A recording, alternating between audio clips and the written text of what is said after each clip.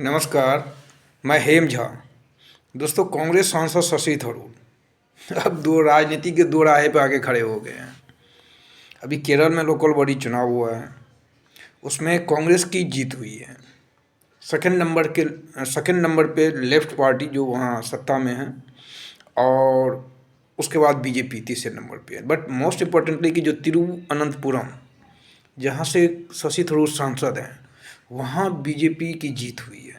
101 में से 50 सीटें जीत गई हैं और ऑलमोस्ट वो मेयर वहाँ बना लेंगे। अब सांसद कौन? तो शशि थरूर। पार्टी कौन सा? तो कांग्रेस। लेकिन जीते किसने? जीत किसकी हुई है? तो बीजेपी की। आजकल शशि थरूर भी बीजेपी के लिए बैटिंग कर रहे हैं पिछले 2-3 महीने, साल डेढ़ साल से, सॉरी 2-3 महीने नहीं, साल 2 साल से। और जिसको हराया है राजीव चंद्रशेखर, वो बीजेपी के हैं, बहुत पैसा वाला आदमी है। अब सवाल ये है कि शशि थरूर इसलिए दो राहे पे खड़े हैं कि अब क्या करें।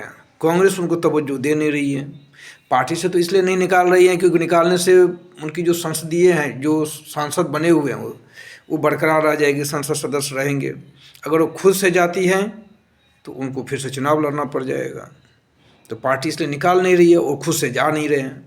अब वहाँ राजीव चंद्रशेखर, इनको एंट्री, वहाँ बीजेपी क्यों एंट्री दें इनको? क्योंकि वहाँ किससे लड़ेंगे? जिसको हराए हैं, अगर उस वहाँ जाते हैं बीजेपी में, तिरुवनंतपुरम में किसको कैंडिडेट बनाएगा बीजेपी? किसी एक को ही तो रखेगा ना। या तो राजीव चंद्रशेखर को रखेगा या शशि थरूर को रखेगा। शशि थरूर के पास एकेडमिक हैं, नॉलेजेबल हैं, बट पैसा नहीं है। पैसा राजीव चंद्रशेखर के पास है। सुनने में आए कि बहुत पैसे वाले हैं। तो बीजेपी, और वैसे भी जब वो मेयर लगभग मेयर बना ही लेंगे, तो फिर शशि थरूर को क्यों वो करेगा?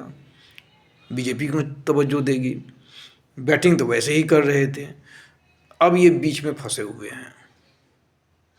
आज तो संसद में वो जी राम जी पे बोले भी हैं। मनरेगा का जो नाम बदल के जी राम जी किए हुए हैं, उस पर उन्होंने भी कुछ आलोचना की है सरकार की। लेकिन अब ये फंसे हुए हैं। एक्चुअली जब बहुत ज़्यादा विद्वान आदमी जो होता है ना, थोड़ा बहुत उसमें विद्वता का अहंग तो आ ही जाता है। अब शशि थरूर जो कि स्टाइलिश इंग्लिश बोलते हैं, 140 करोड़ में ऐसा लग रहा है कि सबसे अधिक ज्ञानी वही है। तो खेल खेलने लगे थे जिस पार्टी में, उसी पार्टी से खेल खेलने लग गए और मोदी जी पसंद आ गए। अब बीच में फंस गए हैं। अब ना इधर के हैं ना उधर के हैं। देखते हैं शशि थरूर क्या गुल खिलाते हैं। धन्यवाद। वीडियो को लाइक करिएगा और सब्सक्राइब करिएगा।